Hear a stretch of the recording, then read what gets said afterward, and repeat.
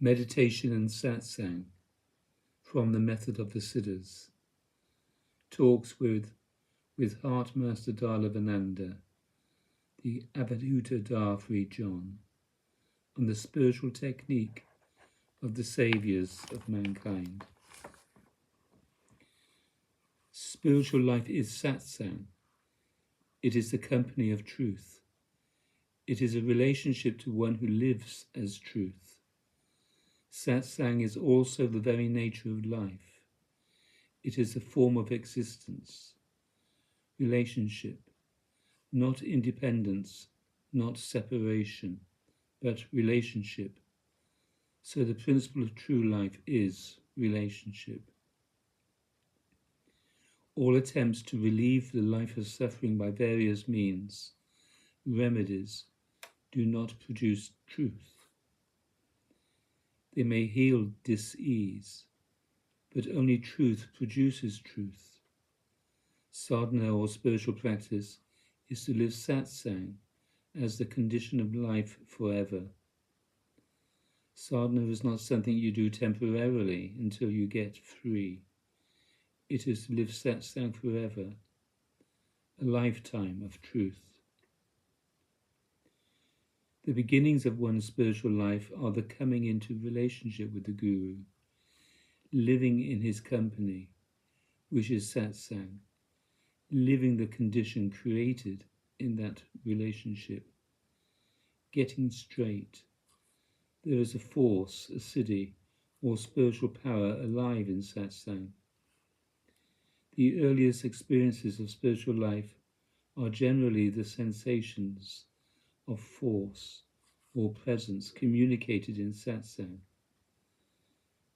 These are enjoyed as various feelings, peace, kriyas, spontaneous purifying movements, bliss, a sense of presence, the qualities of energy. But in truth, spiritual life is not something that happens to you. It is not a process that takes place independent of your conscious existence. If it did, all you would need do would be to wait for it to come to an end in liberation or some such state. Spiritual life is conscious life. It doesn't really exist until your consciousness comes into play, becomes active. Spiritual life is an intelligent process. It is not a kind of mediumship wherein you simply enjoy certain experiences, certain energies, a certain Shakti. The Shakti or force aspect of spiritual life has one purpose. It is to communicate to you the energy alive in the truth, to purify, harmonize, and intensify your life, so this conscious process can begin. All of the Shakti experiences are simply means created to strengthen and intensify your life, so that you have the energy, the force with which to live this conscious life. Sadhana is a process in consciousness. It is intensity. It is force of consciousness. It is intelligent. It is not just energy that you witness. Consciousness does not happen to you. All of you here tonight have begun to live satsang. To some degree, you are committed to it. You have begun to live it as the condition of life.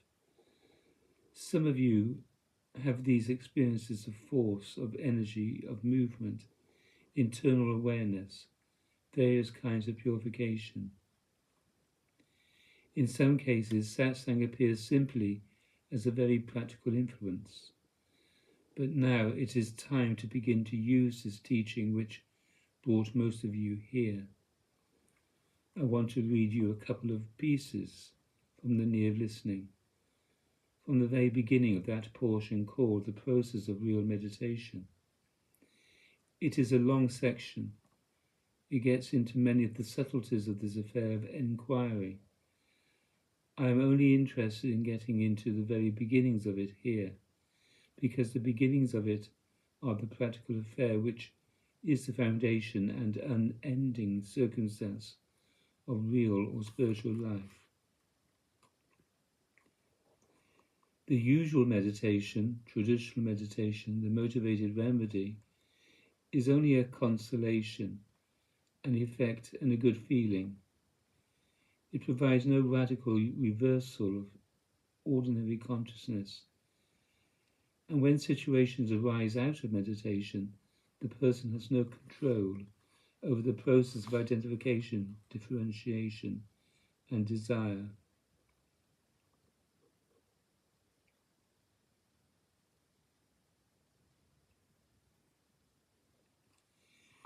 I spent years with all kinds of people who were going through the phenomena of yoga, of Kundalini yoga, dealing with presence, force, miraculous spiritual experiences. I have never seen anyone fundamentally changed by these experiences. I was never thus changed by any of these experiences. Their intention is not to change you. They are change. They are phenomena only. They depend on the force, Guru Shakti, the force aspect of Satsang. The phenomena themselves are not the point. They are there only to assist in the intensification of the quality of your life. You are not intended forever to sit in them, bathe in them, and watch them perform. These phenomena, if they need to happen in you at all, will happen in any case. They are a relatively minor aspect of spiritual life. Enjoy them, but see that they are themselves spiritual life. They will not lead to liberation. They are not truth. They will not affect the motivating character or source of your peculiar life one iota. 30 years of Shakti experiences will occupy a fool, but they will not awaken him. Increase of energy or experience has nothing whatsoever to do with the fundamental quality of conscious life. At most, it intensifies it, providing the functional strength so that conscious life can begin as a real process. From the knee of listening. Only radical understanding avails. In other words, no motivated process, no simple influence of energy does. Only radical understanding avails. It is the viewpoint of reality itself. It is not attachment to some body, realm, or experience that is seen as the alternative, remedy, cure, and source of victory. It knows that every motive and action is made of avoidance. Thus, it has no recourse except to understand. And understanding, as well as the one who understands, are reality, the self, the bright. The yogic search only enjoys forms of Shakti, the bliss of energy. Only radical knowledge is real bliss, dependent on nothing. Understanding arises when there are true hearing and self-observation in relationship. Relationship here is ultimately a reference to Satsang.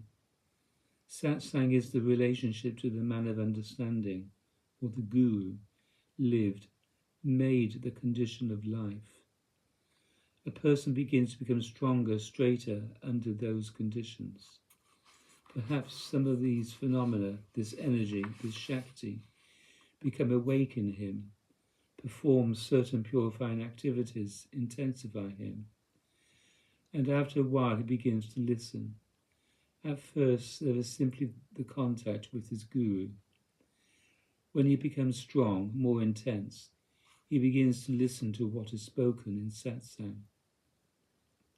And after a while, he also begins to hear what is spoken. At first, he only listens, and what is said modifies his mentality in various ways. But at some point, he begins to hear. The communication takes place, in fact, and the sign of its having taken place is that it takes the form of spontaneous self-observation.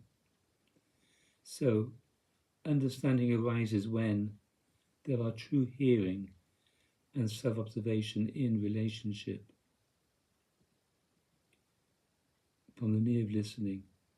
Therefore, make use of such teachings as this present one and observe your life, observe yourself in life, observe yourself when you seek, observe yourself, observe the activity of identification, observe the activity of differentiation, observe the activity of desire, observe the patterns of your existence.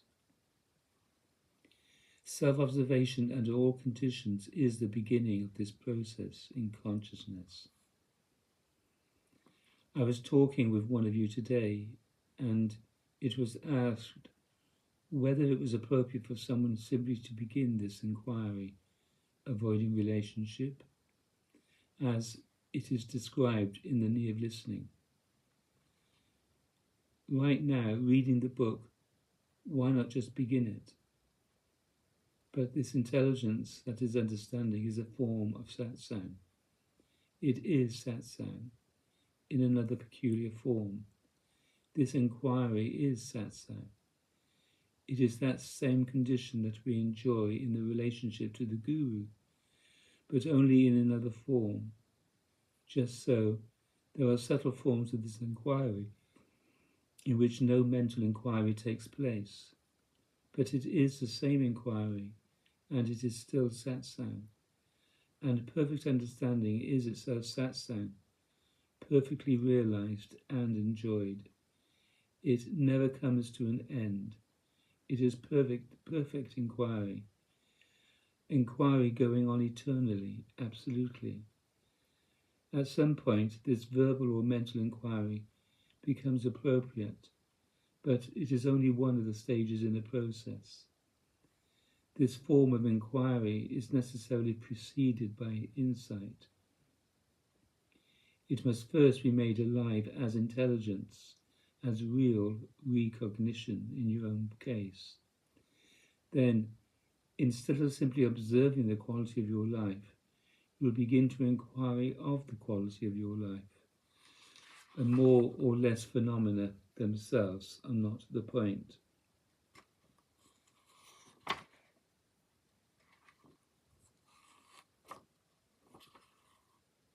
So,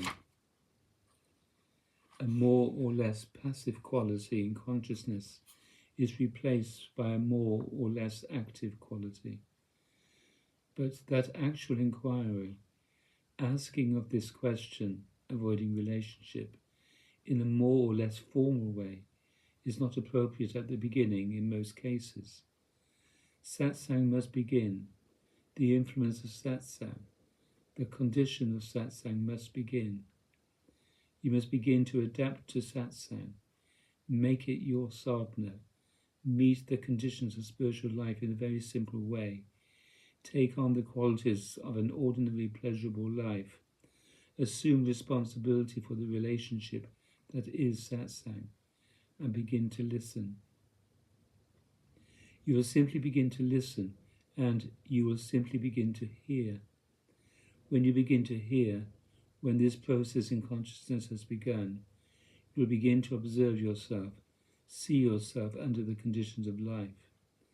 This process of self-observation, carried on here in our discussions about this contraction or avoidance of relationship, and in all your study, reading and living of this work, at some point becomes communication received, real observation of how, yes, this contraction, this avoidance is the quality of your life. Therefore, this process of self-observation as the result of hearing in Satsang, of living in Satsang, is the beginning of this process that becomes inquiry. Inquiry is not a method any more than satsang is a method. Inquiry at some point is the natural, spontaneous, intelligent activity of one who is living satsang. But first he must hear and observe. Yes. When you see that you are always seeking, understanding is emerging from the knee of listening. When you see the pattern of narcissism as all your motives, all your acts, all your seeking, understanding is emerging. When you see you are always suffering, understanding is emerging. When you see that every moment is a process in dilemma, understanding is emerging. When you see that every moment is a process of identification, differentiation and desire, understanding is emerging. When you see that every moment when you are at your best as well as when you are at your worst, you are only avoiding relationship, then you understand. When you see that which already is, apart from the avoidance of relationship, which already absorbs consciousness prior to the whole dilemma, motivation and activity of avoidance, then you have finally understood. So this process of self-observation in satsang, which is a result of hearing in relationship to the man of understanding, grows and becomes insight, actual living intelligence. In the ear of listening. When you have understood, when this insight has become real, understanding will become the natural response of your intelligence to any experience, the total content of any moment. Then approach every moment with understanding and perceive the original truth within it. Devote some time in the morning and evening to conscious understanding. Sit down, turn to understanding, and inquire yourself as thoughts, feelings, and movements arise within to distract you. Inquire in the form of understanding, avoiding relationship.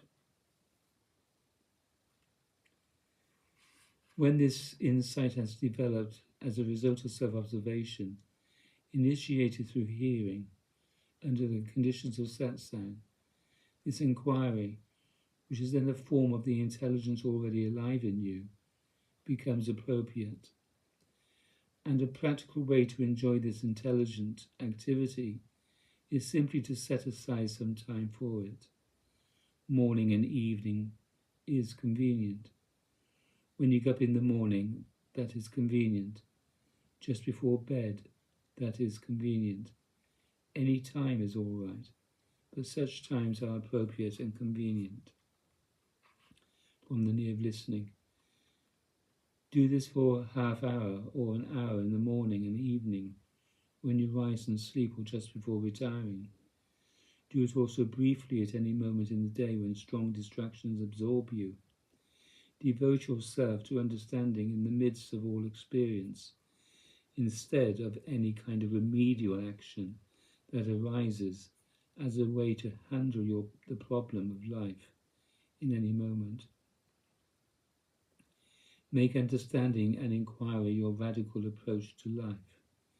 Become more and more absorbed in understanding and the cognition of present freedom. Understanding and inquire until these things become realized permanently as your form. Enjoy and create according to the wisdom of your own form. The last two lines refer to the radical and most subtle forms of this process of inquiring. Yes?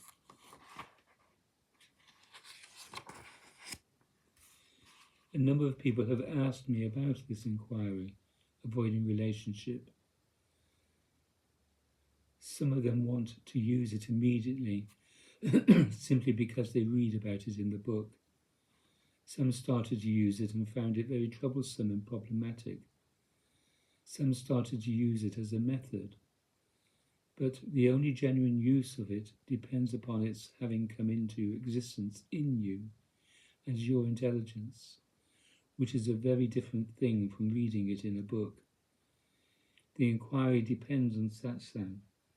It depends on making satsang into radical spiritual practice, true sadhana, your way of life, the very condition of your life.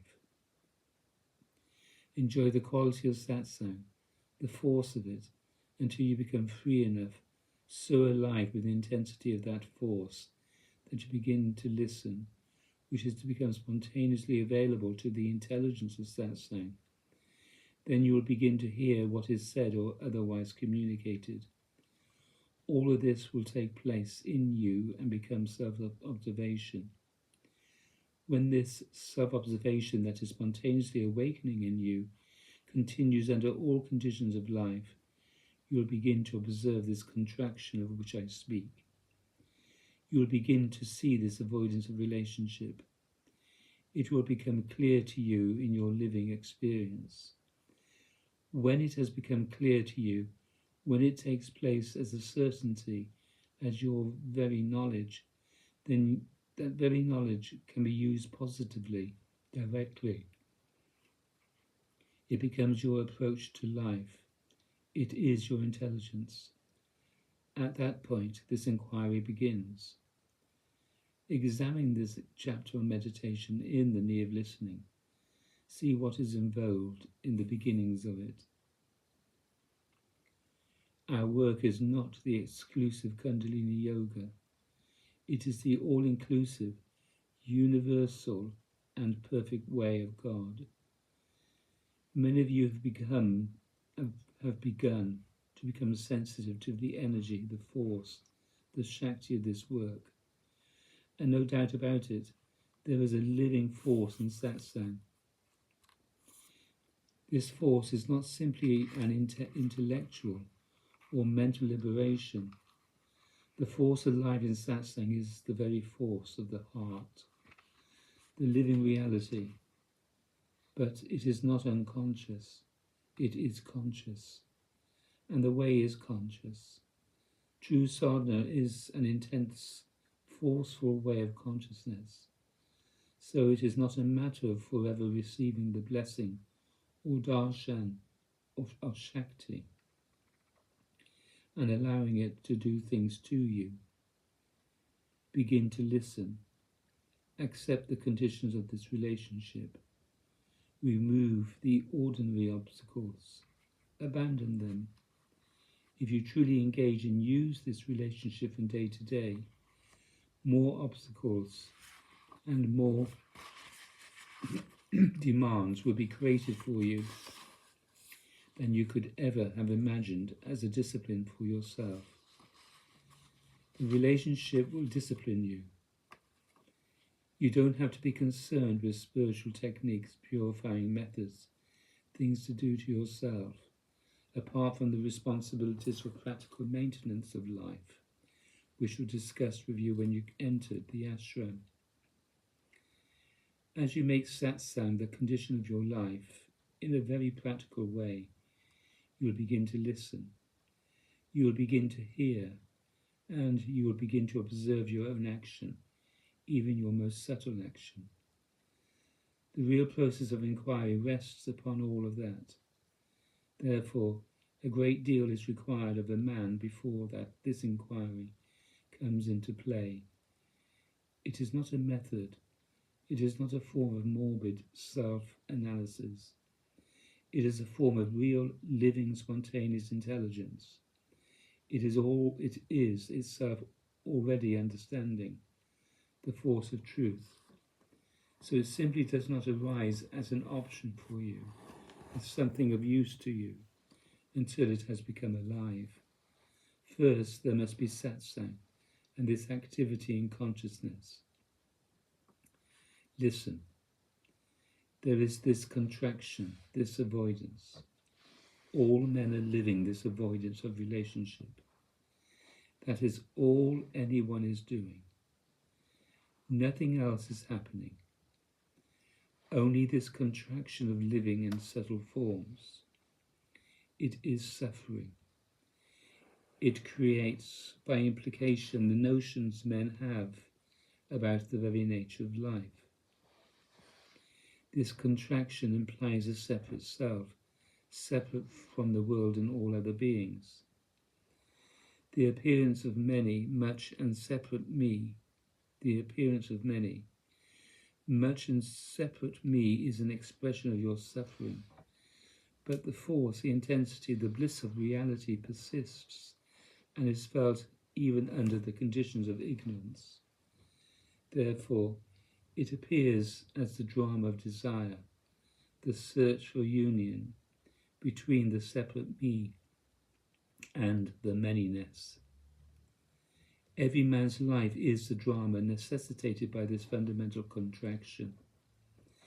Every man's life is the adventure he is playing on this contraction. Every man's life is bullshit. The drama of an ordinary life is without significance or real intensity. It is deadly ignorance. No truth, no satsang. Satsang must begin. Satsang must be enjoyed as the condition of life. Then the whole drama of which even traditional spirituality is a manifestation comes to an end, dies. This contraction becomes flabby and opens.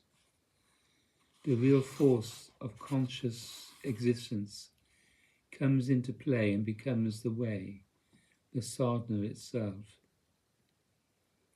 Meditation is not something that takes place in the dilemma. Real meditation is not a method to get rid of your suffering.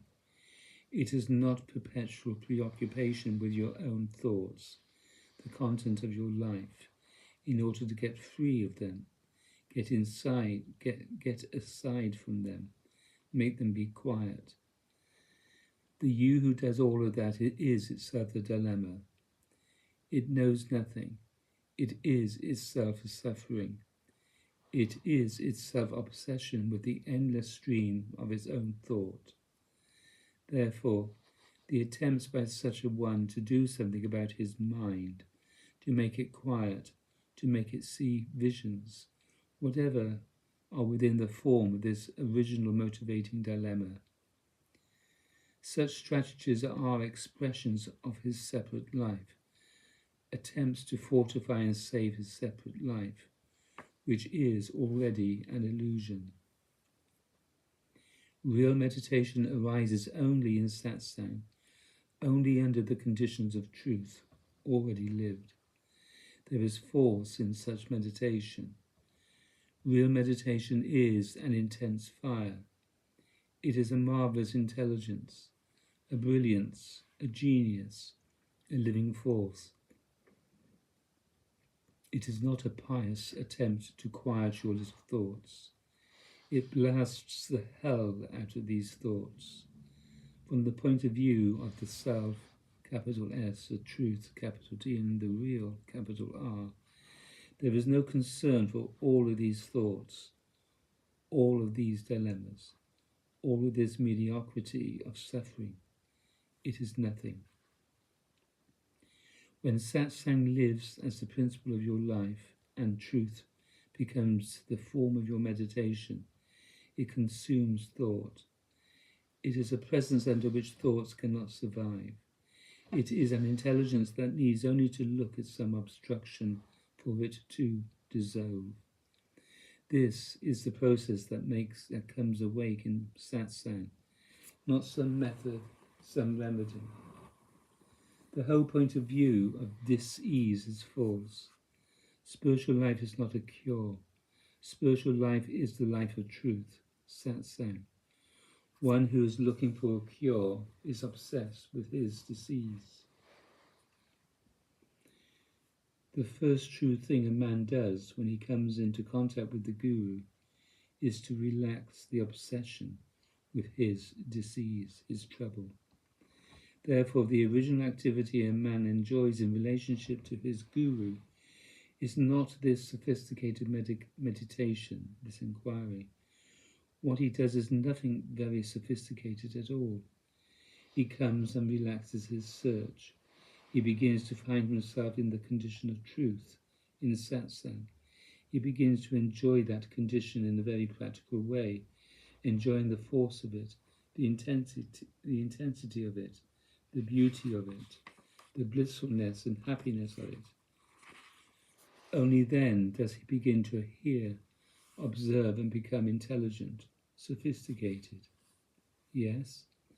So the beginnings of satsang may last for a very long time.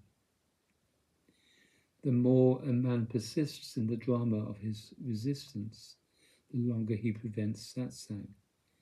If a man comes into association with one who he suspects might be alive, functioning as guru, but spends the next 40 years wondering about it, he has never entered into satsang.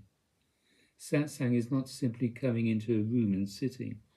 Satsang is the relationship itself, the relationship to the heart, the self, the guru, the paradoxical person of the man of understanding. The drama of the avoidance of relationship to the guru is the paradigm, the epitome, the archetype of all the dramas played in all relationships. It is better if, upon meeting his guru, a man surrenders his search and enters suddenly into that relationship. But in most cases, there is a period of time, of drama, of wondering, of in and out, of yes and no, of wondering again, of thinking, none of which is spiritual life. None of that has anything to do with spiritual life. It is only the drama of suffering, resistance, reluctance. Spiritual life begins for a man or woman when that relationship openly becomes the condition of his life. Then he becomes willing to accept the conditions it demands of him. He begins to enjoy the force of that presence, that satsang. He becomes alive, intense with that force. Then his activity in consciousness begins to awaken. Observe your connection here. Examine your relationship to this one. See the drama you are playing in terms of this satsang, and live this satsang instead. I am only interested in this satsang as a real process. I have no interest whatsoever in gathering an enormous organization of silly, fascinated people. I am concerned that this real process begins, in fact, in whomever it is possible for it to begin. If there is no one, I will stay home. If there is only one, I will deal with one. If there are 50, it will be 50. If there are 15 million, that is fine too. But I am not willing to do what is necessary to acquire following through promises, methods, consolations, illusions, and one-shot liberation baloney. Conditions are continually being created for you here, and these conditions are always appropriate. They are the pure instruments of self-knowledge. But if you don't live this relationship, this satsang, it will always be an offense to you. It will always create an obstacle for you. Then satsang will only make you angry and uncomfortable. Live this satsang, learn the real conditions of spiritual life, observe your resistance to it, be purified of your seeking, understanding, and surrender this search. Lead an ordinary, pleasurable life. Remove exaggerated self-toxifying practices in life, all the absurdities, the forms of self-indulgence. Become more sophisticated with your desire. Come here as often as you can. Simply sit in this relationship. Enjoy the force of it. Begin to observe yourself. Ask me questions about your sadhana. Not the usual questions. Where is George Washington today? Or what is the shape of the next universe? These are not your real questions. What do you care about all of that? That is not the point. You are suffering only. If you have to fly a rocket between here and Mars, then it becomes a practical necessity to discuss what the conditions are between here and there. Or, that is not the point. You are suffering. When you are elsewhere, it is appropriate to consider what it is like in other worlds. After death, it is appropriate to examine what it is like after death. If you are dying this evening, then we can deal with the death process. But you are only suffering. You are resisting satsang. Ultimately, all of this avoidance of relationship is only the resistance to satsang. It is the resistance to making satsang the condition of life. It is dramatized in relation to the guru because whatever he is, in reality, capital R, he symbolizes satsang or spiritual life. Therefore, people feel very free to aggravate their relationship to the guru, but they should be approaching their own ignorance, their suffering. Come to satsang with real need, not with anything to defend. The world is absolutely insane, but your spiritual life does not depend on the world. You are not going to get up from satsang today and suddenly find that everything and everybody in the world is absolutely beautiful. You are not going to find that all your suffering has been taken away by magic. The world is going to create obstacles. The world does not want to function. People do not want to function. They are not yet alive. If you are coming alive in satsang, you are going to have to be intelligent in your relationships, intelligent in life. Require truth. Take yourself to satsang, the company of truth. Don't believe the usual company of life, of resistance, of avoidance. The world will create conditions that will awaken your own aggravation, your own ignorance, your own game. It will demand your game of you. It will demand that you suffer it and that you live it as well.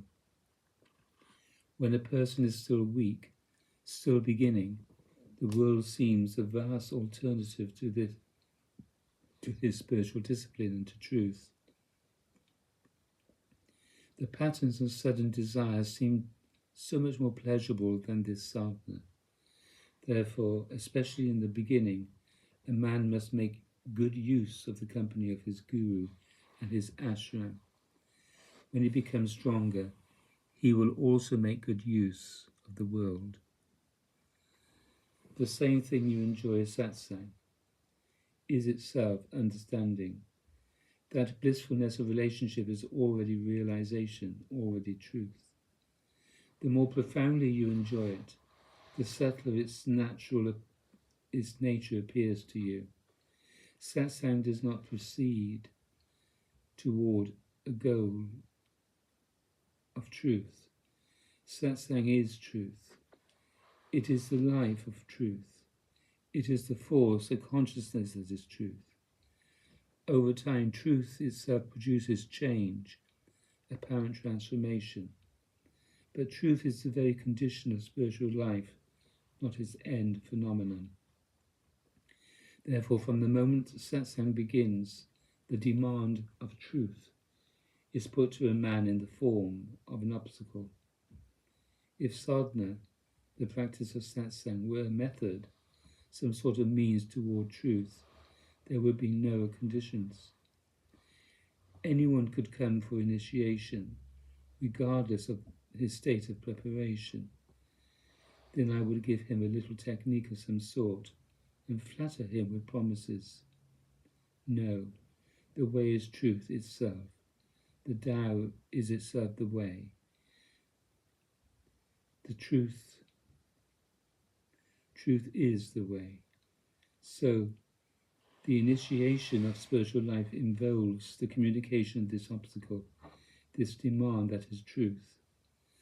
The first form of that demand is the person of the guru. Thus, the first form of a previous spiritual encounter is generally the life drama of his association with the Guru, the man of understanding. Even so, it is not the Guru's function to destroy the resistance of the world by magic. If a man responds to the teaching, he must prepare himself and make an appropriate approach to satsang. The first obstacle and the primary obstacle to spiritual life is the relationship to the Guru. It is also the fundamental condition, content and source of spiritual or real life. If it were not for that, everybody could become spiritual by the mere practice of some method or another. They would read books. They would manipulate themselves with arbitrary beliefs. But spiritual life is a relationship, a living demand. It creates an obstacle from the very beginning, and that obstacle provokes the crisis and fundamental sacrifice that real life requires. Nothing is offered but satsang. Nothing is given but that relationship, because it is truth. Those who finally live it as the condition of life receive everything, because that relationship is the medium of truth. Everything rests on a man's ability to realize that relationship. I know very well who lives it and who does not. It doesn't require any psychic powers to know it. If a person lives satsang, I live satsang with him. With those who do not, I must be involved to some degree in the drama of their resistance. Essentially, this involves the application of conditions to their demands so that the resistance in them is set aside, broken down. Chastisement or an apparently negative approach to someone, as you may see in some cases here, or in your own case, is not, in fact, punishment. It is a form of satsang, the communication of truth. It is only that the individual involved in such a case is, for the time being, incapable of assuming the condition of satsang and the responsibilities of truth.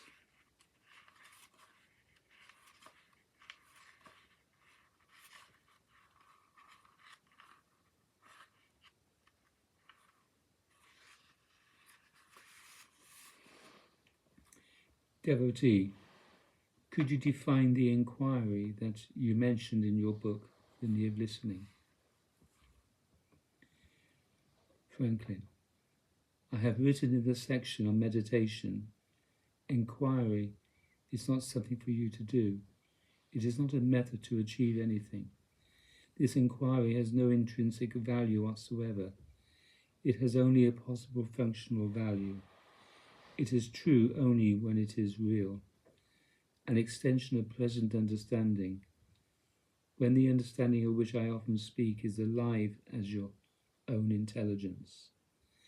This inquiry arises spontaneously and becomes usable entirely apart from the search. Prior to understanding, it has no value of any kind. Until understanding itself arises, it doesn't make any difference how you inquire, whether you inquire, or when you inquire.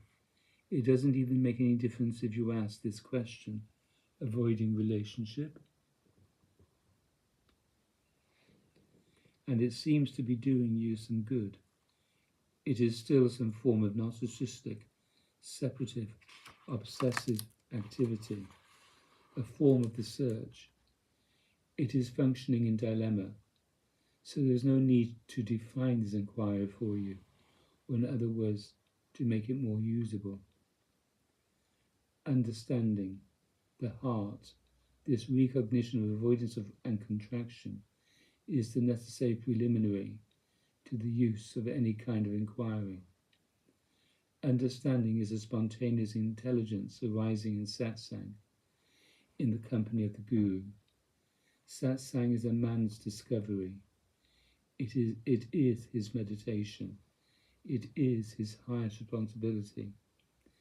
When the structure of satsang and the quality, form and word of his guru communicate themselves in their true form, what is called understanding, this real intelligence begins to grow in a very natural way. Then it becomes appropriate to inquire, for the disciple is free of his search. Prior to understanding, there is nothing to be perfected about the inquiry itself. Prior to understanding, a man's only concern is satsang, how he responds to it, how he feels about it, all of the resistance, doubt, gravity, all of the qualities in him, or gravity, all of the qualities in him that are stimulated in the satsang are his meditation. The intelligence, represented in the words of the Guru, or the Guru's approach, his form, his energy, his Shakti, whatever the communication of satsang to which the disciple is sensitive, is the only true or radical alternative to all that the disciple finds reflected or stimulated to himself. Devotee. When the inquiry avoiding relationship is really effective in my daily life, it arises spontaneously. Sometimes it takes the form of an internal mentalization of the question, avoiding relationship. At other times, it seems to be only a process of intelligence or spontaneous movement of consciousness itself. In other words, sometimes it arises as intelligence itself, and at other times I find myself using the internal mentalization of the idea, the mental inquiry. Why are there appearances of different qualities of inquiry? I have an idea about it. Perhaps it is that when I am distracted more, the internal mentalization serves to bring me back to the present, to what I am up to, and serves to dissolve the tendency to distraction of mind. Franklin.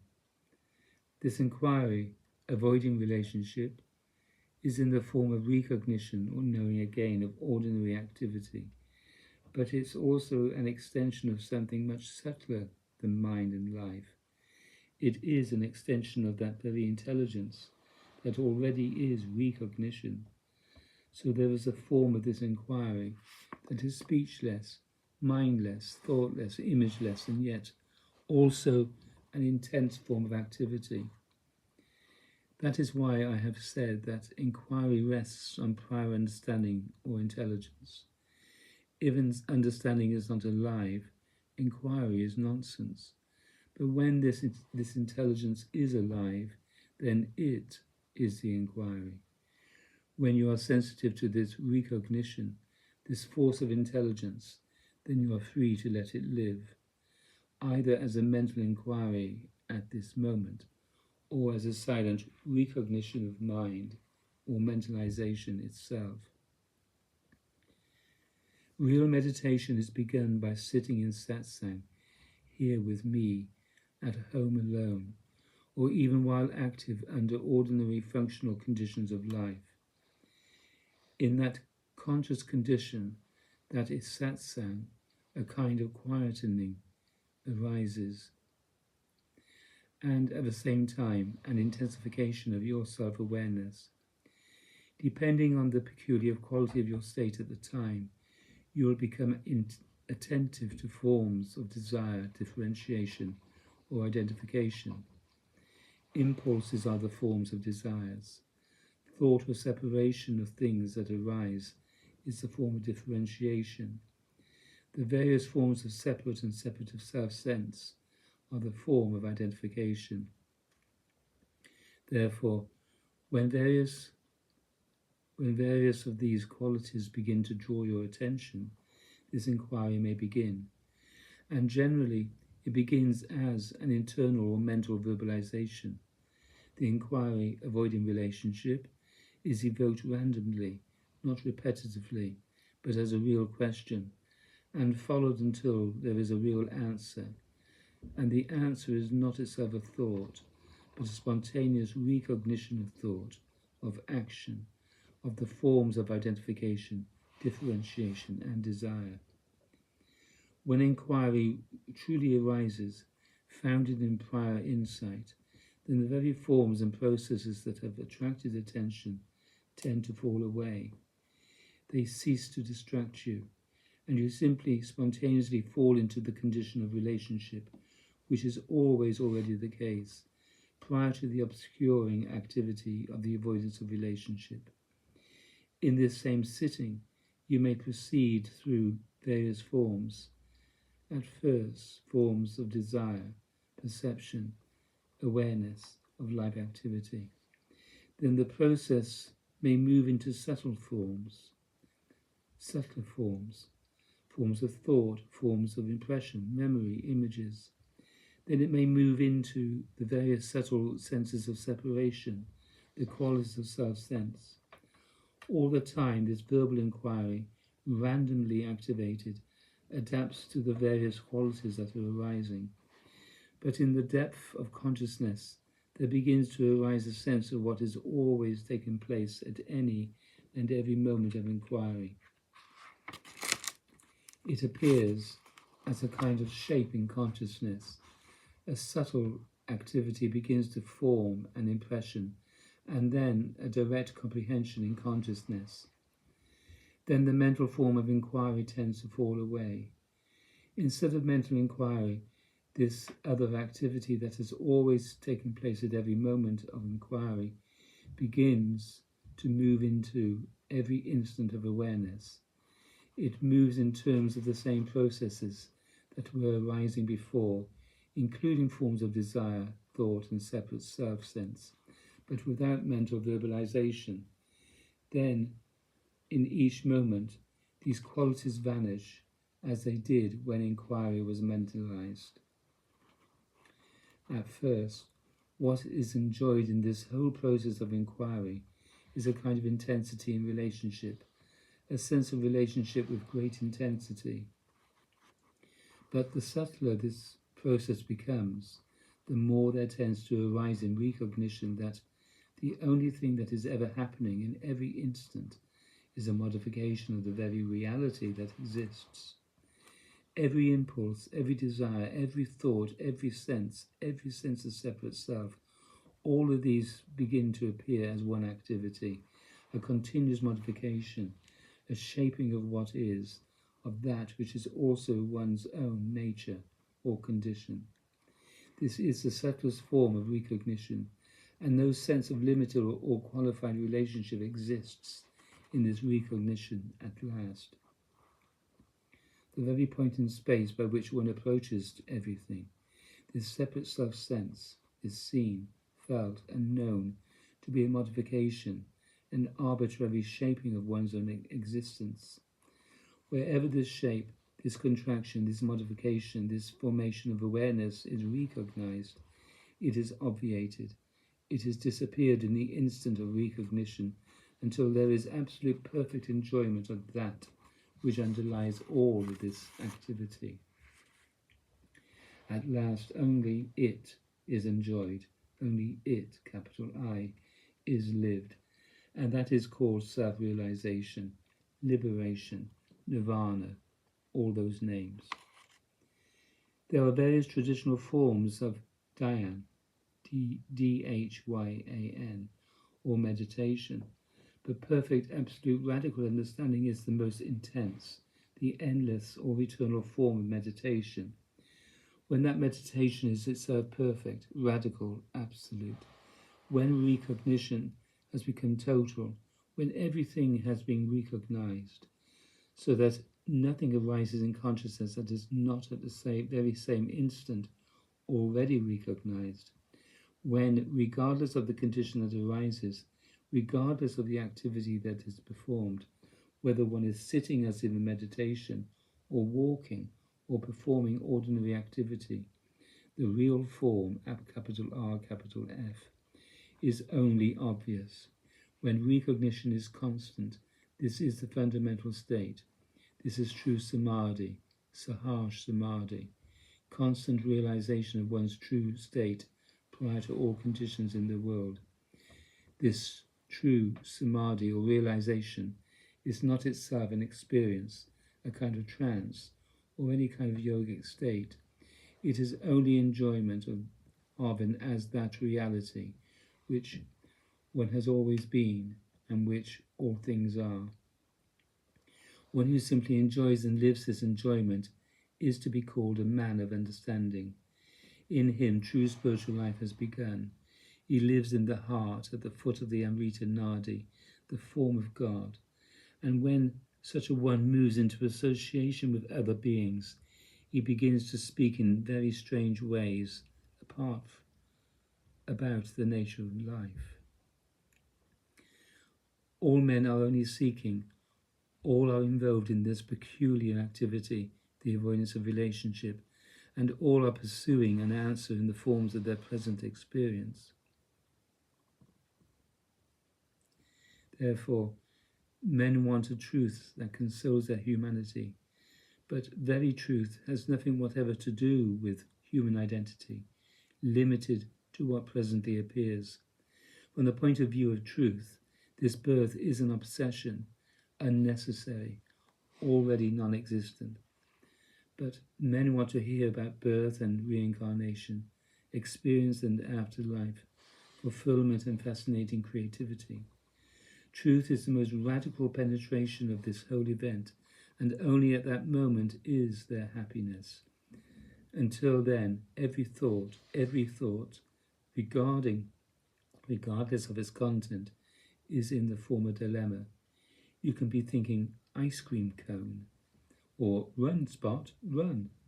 And you may imagine, because of the content of your thoughts, particularly if they are good thoughts, that everything is all right.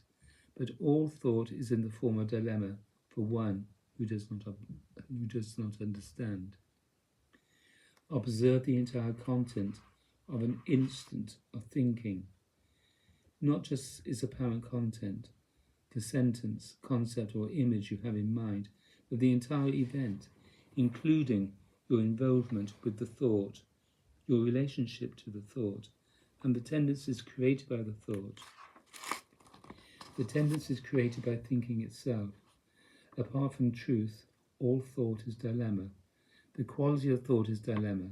The quality of ordinary life is dilemma. Apart from radical understanding or real meditation, life is only suffering, search, endless self-creation, endless qualification of the force that is reality. Every thought is shape. Devotee, suppose you are sitting looking at a very beautiful lake. You are sitting by a lake and you are looking at it, and you are thinking it is a very beautiful lake. What would be the dilemma about that? Frankly, as I have said, the content of your experience is apparently only delicious, but witnesses this entire event. No one has ever been utterly relieved in the presence of the lake. If you were to become truly sensitive to the current of your ordinary awareness, you would find yourself getting angry in gardens, terrified on vacation. It is only that you are chronically unaware of the nature of your own event. What is occurring in this moment by the lake? Sitting, looking at the lake. It seems to be very beautiful, but it seems only beautiful because you are thinking of it in contrast to other experiences. You have been very busy, harried, distracted, demanded, frustrated, and so you go and you sit in the country. You create an interval to eliminate your conditions of all these things that ordinarily distract you. You sit in the country and you relax. You feel a little vital, psychosomatic peace. This sitting in the country by a lake and all things like it are actually forms of traditional practice. This seemingly natural repose is actually a sophisticated practice of meditation. There is a long and ancient tradition for it. We could justifiably claim that a lake in the country is as fixed and formal an object of meditation as the Our Father, the name of Ram, or Om Mani Padma Hum. As you spend your several days in the country, that first moment of ease into distraction begins to disappear in the currents of usual awareness, and you begin to become sensitive to all kinds of movements within, thoughts, feelings, sensations, desires, demands, fascinations.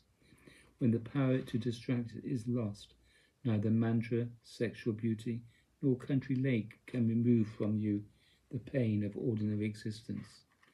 It is the same with those who sit with me in Satsang. Nothing apparently is going on. It is a nice room. It is very quiet here, generally attractive. But you can sit here in Satsang and go through the most incredible internal drama. And where does all of that come from? It is not created by the room.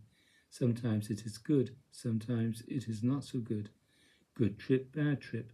Just so in the country. In a matter of time we pass from rest and return to the same internal self-revelation. If you were forced to remain in the country and it became your condition rather than your distraction, you would find out that you're disturbed, still disturbed. Then your search goes on in the country as everywhere else. You discover that the very condition of being someone looking at a lake is a form of suffering. It is a simple narcissus. Compared to running away from a shotgun, perhaps it seems like pleasure, but if you examine the content of experiencing itself, even at ease and pleasure, every instant is this shaping or limitation of the fundamental sense of existence. There is the creation in consciousness of the separate self-sense. There's me watching the lake, of differentiating thought. Lake is different from city, different from shotgun and desire. Oh my, this forever. Consider all the various desires awakened on vacation, what is disturbing men, and all men are disturbed regardless of their relative condition. It's not simply their external condition or their present experience. What is disturbing is their human condition, their birth. You are disturbed by the fact that you are sitting here, that you are alive in some separate sense, in a world of conditions. This is the disturbance.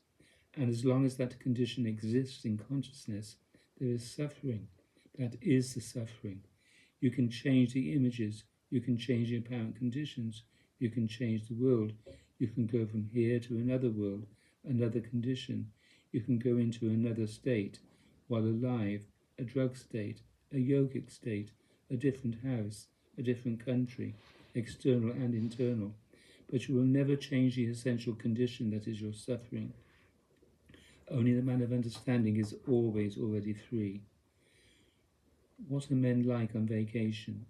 What are people like who are sitting in the country? Most of the time they are obnoxious. All these people on vacation who are all of a sudden so terribly fulfilled. How do they treat one another? What kind of capacity do you have for frustration on a vacation? Practically none. There is no peculiar intelligence required to sit by a lake and feel quiet. Any ding-dong can do that. There is no sighted person who can't feel pleasure looking at a sunset. What is so extraordinary about that? People talk about country, earth and vacation as if they were a real alternative to the demands of truth. Anybody can go down to the ocean and feel comforted, but what has that got to do with your death? What has that got to do with your genuine state? All it has done is distract you from your chronic state, temporarily. Distractions make you insensitive to your common state. Vacations are, for that purpose, only to desensitize and rest you for a brief period of time. They are sleep and refreshment in life. They are not a way of life, and sitting by a lake or any ordinary or extraordinary distraction and pleasure is not a way of life. Even traditional, motivated spiritual activity is only a temporary distraction. Truth is not a matter of any of these distractions. It is a matter of intelligence, the activity of real intelligence. If there isn't this activity of real intelligence, you are only distracted and you are only suffering. Eventually, every individual begins to realize that he is only suffering. Eventually, people realize they are fundamentally disturbed. The more sensitive you are, the more obvious it is to you. The less sensitive you are, the more experience you require before it becomes obvious. The more force there is in intelligence, the more obvious things are, and the more intense is your conscious life. The less sensitive, the more distracted you are, the more in terms of time or experience you require. But the ultimate event is the same in every case. This intelligence, this sensitivity, this real observation of ordinary activity arises. And that is yoga, true yoga. That is meditation. That is spiritual life. That is religion. That is the way of truth. Truly, there is no satisfaction in mere birth. Life is not a form of satisfaction. Life is a form of modification and motivation. It is self-creating. It is also self-realizing.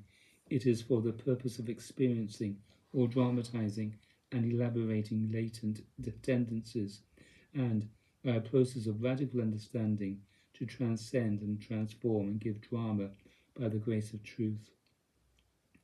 People who get a little religious or whatever like to make all kinds of pious statements about what this all is, but this is simply a realm of dramatized desire.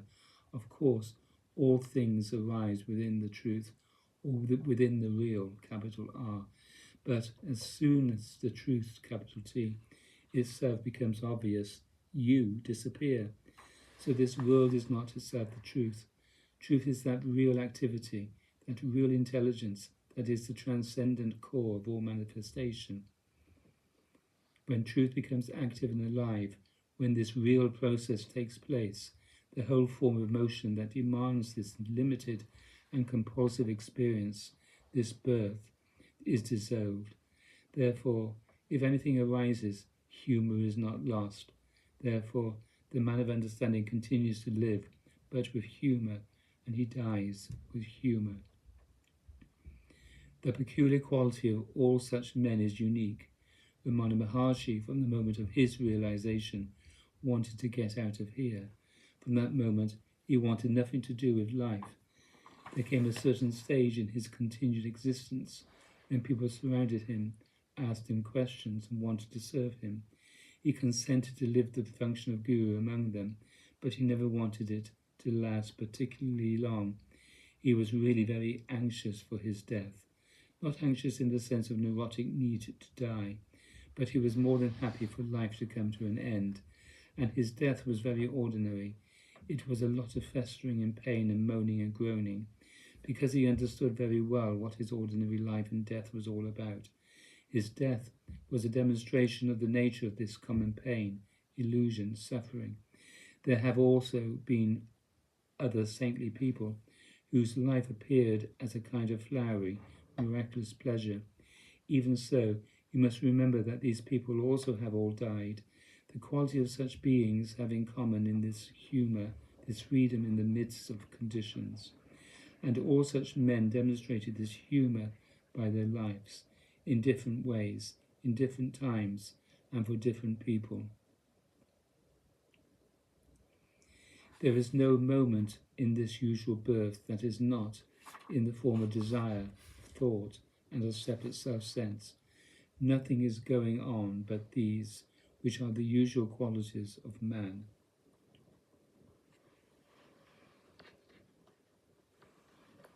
And none of these truly arises separately.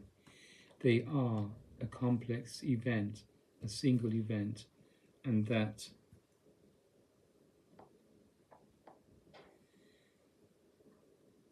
event is the usual condition and limit of man. If you begin to become aware of your activity, your state, your condition from moment to moment, you see there is nothing but this, nothing but desire, thought, and separate self-sense.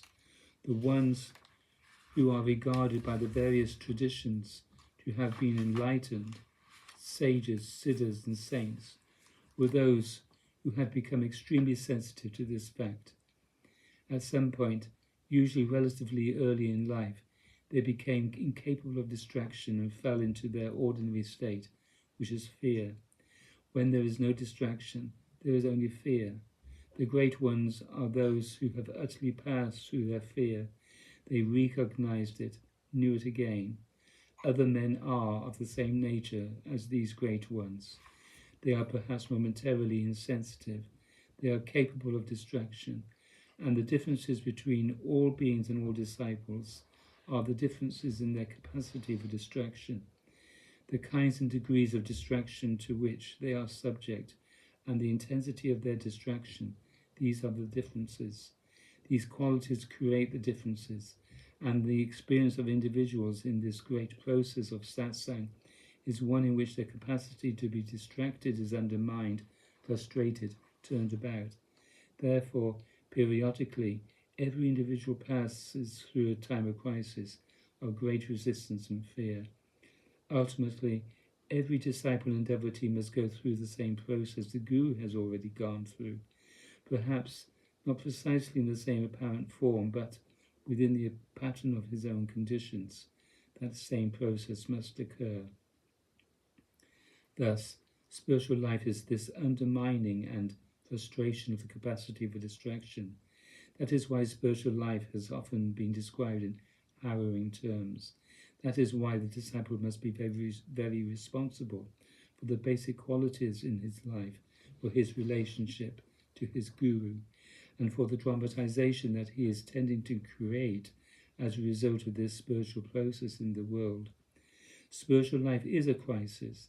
Therefore, spiritual life does involve discomfort at times. When discomforts of the crisis occur, this does not mean that spiritual life is failing, or that you are not good enough for it. Crisis and discomfort must occur. The crisis or turnabout is what it is all about. It is supposed to occur. You are supposed to suffer the purifying events. You are supposed to encounter resistance in yourself. You are supposed to discover all kinds of garbage in yourself. So why should there be any special resistance to it when it occurs? There may be discomfort and you may wish you didn't have to go through it. But apart from that, there is no reason why you should be overwhelmed or completely disenchanted by the fact that you are witnessing a period of intense conflict, crisis, suffering, and disturbance. The more time you waste identifying with all of that, the less sensitive you become to the event. Therefore, satsang, devotion to Guru, and a loving and intelligent approach to all of life should naturally increase in the periods of apparent discomfort. All of these apparently disturbed or crisis episodes in this real process of spiritual life are themselves very intelligent, very meaningful. They have a great deal to show you. The more capacity you have for passing through these times, the more useful they become. The man or woman who is really using this process in himself can be passing through this crisis almost continually, with great frequency and intensity, and yet, like a soldier on the march, he never misses a step. He never reveals it in any peculiar outward way. He continues to function, and he apparently only enjoys his life. He doesn't get involved in the whole drama of upset, but in the beginning, when a man or woman is just beginning to pass through this kind of crisis in consciousness, there tend to be reactions and breakdowns whenever this crisis process begins. In the beginning, there is very often an emotional collapse, even a physical collapse. There are these episodes that have an almost psychotic quality to them, and it is during those times that the guy is wondering whether to come here or not at all, and all of that. But as he passes through these purifying episodes, he begins to realize how he must function in terms of the real spiritual process. When this event begins to arise in the mature disciple, there is always already something familiar about it. He knows the signs. He knows what is about to occur, and he knows the kinds of reactions that will build up. He knows that instead of clenching his teeth and resisting it, he should find some more work to do during the time. Instead of planning a vacation or a binge when he sees a crisis coming, he cancels all forms of entertainment or distraction, everything that he would normally use to distract himself from his internal state. He plans a lot of work for the coming days. He plans an ordinary, functional life. He makes good use, really good use of these episodes. The more intelligent he is, the better the use he makes of them. The less intelligent he is, the more capable he is of distraction at that time, the more he will look for ways to dramatize his state and to distract himself from the lesson that turns purification into transformation. You must know that everything I am doing is a means to bring about this crisis. I desire this crisis in you. I don't want it not to happen. I don't want to console you. I don't want you to be happy in your unconsciousness. I want you to become sensitive to your actual state. I want you to know very well what you are always up to. I want you to become capable of seeing yourself under all kinds of conditions. I want you to see the machine of your ordinary activity, and I want it all to collapse. I want it to come to an end. I want the death of all of that. If that death does not occur, there will be no release, no real enjoyment for any of you. There will just be the continual round of the self-creation of this consciousness, event of life and death, that is already distracting you.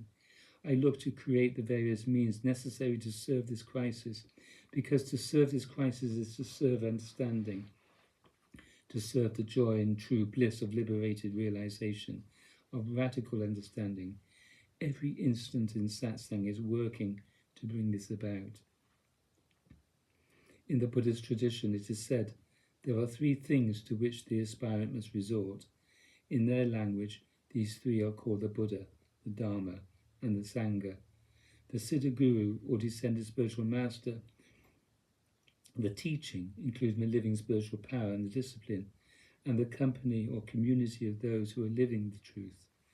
The first event that occurred in our work together was the meeting in which you and I established a relationship. The next quality that began to be developed was the understanding of what spiritual life is, what this relationship is, what this process is, and what it demands. So the Guru, the teaching, the discipline, the communication of the spiritual power of truth have been the things that have held our attention in the early stages of our ashram. In the last few months, you have seen me begin more and more to emphasize the ashram as a living process, an activity, a responsible activity of communion or community. I have been creating various functions, first by beginning them to life, first by bringing them to life in myself, and then passing them on as responsibilities in others. So we have been working in the last few months to create the Sangha, the company, the community of this work. The ordinary man is avoiding relationship in complex ways. Therefore, it is necessary in the midst of this work, wherein we recognize this avoidance, for relationship to be the condition. There must be living, working, functional relationship. So there must be the opportunity for those who are living truth to live it in relation to one another, to examine together the teaching, and to turn as a living community to the Guru. Community is the natural condition of all true spiritual activity. People who are moved to approach spiritual things are generally motivated by their illusions. They use what they gather through reading and the usual meditation to isolate themselves further, to console themselves, to create forms of self-imagery, good feelings, immunity, various narcissistic qualities. But I intend for this teaching always to be displayed in relationship, because it is only in relationship that it begins to make any sense, that it begins to show itself. So there must be this functional confrontation between those who are using it. That confrontation is the use of it. Many of you have at one time or another expressed to me your feelings about organized spirituality, organized religion, whatever. People commonly have negative and resistive feelings toward all forms of community and human relationships. And the reason the ultimate form, root of these feelings,